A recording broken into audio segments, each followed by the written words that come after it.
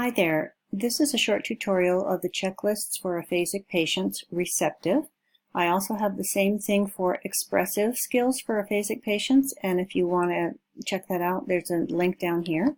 I've started you here on the instructions sheet. It has a quick start guide, an explanation of the scoring, and anything that might come up that's a question is probably answered there. If not, you can also email me. The email will be right down here. So let's go to the summary. So what I've done here is all the receptive skills that you're going to be checking. So let's say a patient comes in, you're in acute rehab, and they just had a stroke last week. They're changing almost hourly, certainly day to day. You might want to do some therapy tasks that are the same every day. You might just want to use this as a probe. You might want to do it every day, every 3 days, every week, every month, depending. It's usually most useful for severely to moderately affected individuals, but once you see it, you can kind of decide what kind of patients you like to use this with. So the first thing you're going to want to do is put the patient's identifier here. I just use the last initial and the last 3 letters of their medical record, the date of the injury, your initials or some kind of identifier if you like, and the diagnosis. Now once you put this here on the summary, you're going to see that it populates automatically on the other tabs and you don't have to worry about it.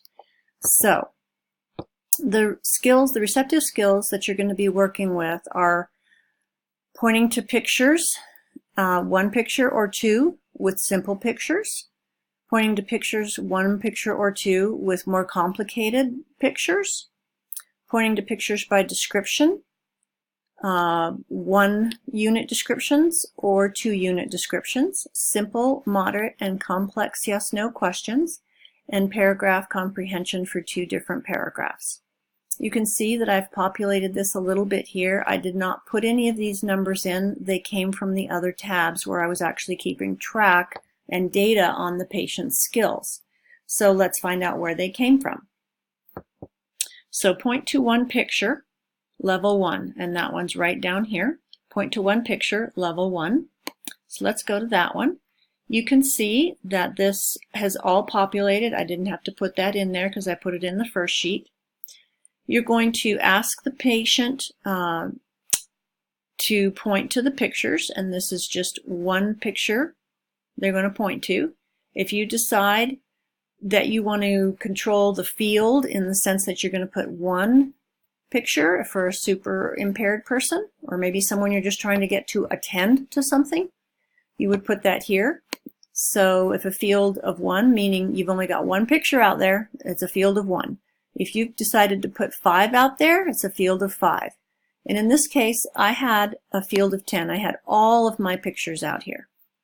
So I'll make this a little smaller before you guys get to it. So you have a field of 10 here. All right. Double click this, a date picker will come up. And the way I score these are not simply binary.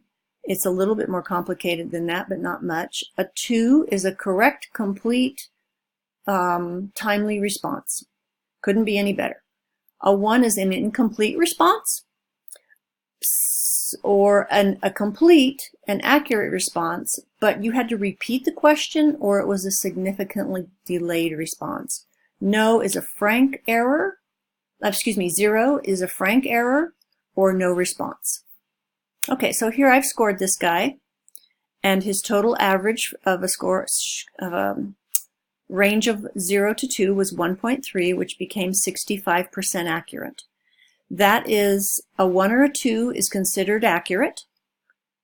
A 0 is inaccurate. But this gives you an idea of they weren't all 2s, because some of them were delayed, you can see here. Some of them were incomplete. Then I did it again, and he got a little better average, and he certainly got a better score on the percentage. And then down here, the cool thing is this will automatically graph so that you can see how things change. This may go up and down. You may notice also that if you give it in the morning, he's a lot better. And you give it in the afternoon, he's a lot worse if you're doing it that close in time. But a nice thing about this is that It's automatic, you don't have to do anything, and you can show the patient, wow, look at how well you've done over the last week or 2 weeks or 4 weeks.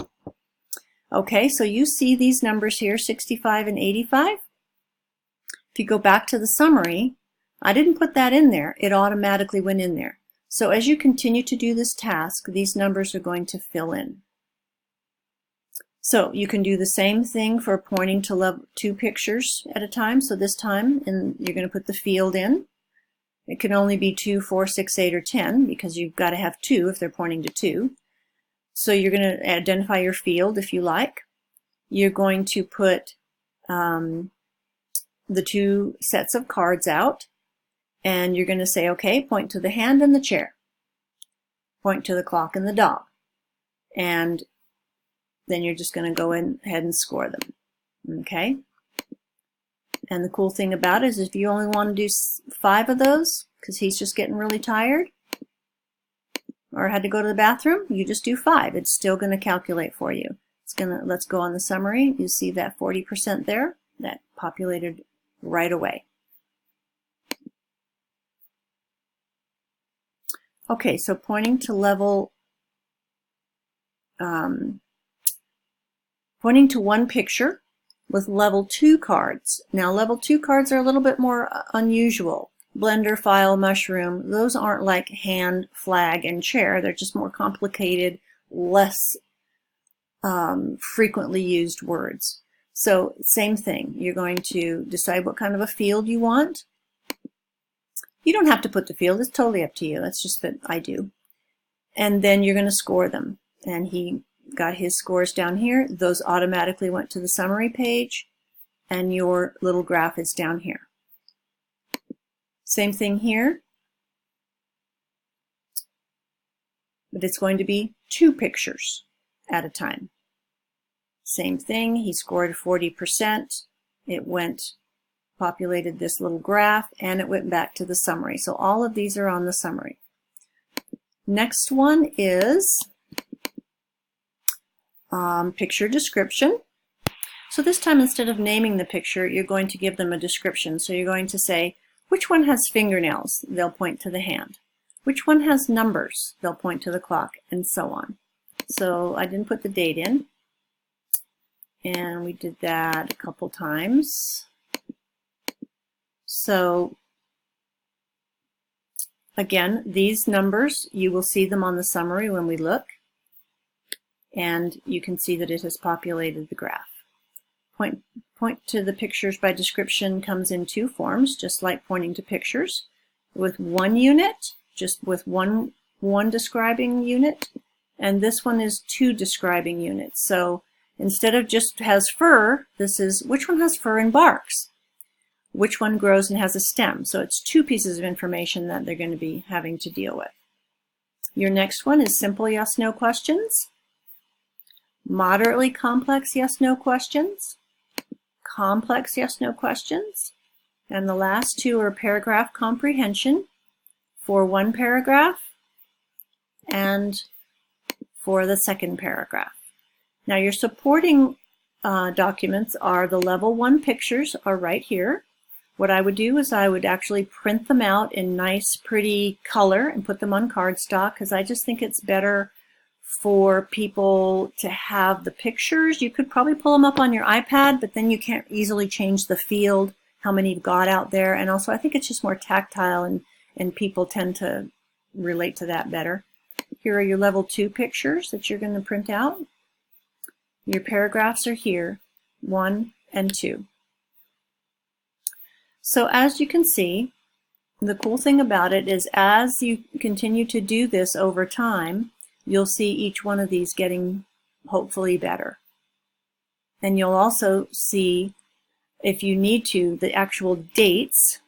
You have to go back to each particular tracker to see the dates of what they've done. So I hope that helps. And if you're interested in a similar tracker for expressive skills, you can click right here on the instructions. And if you have any questions, you can email me. Thank you.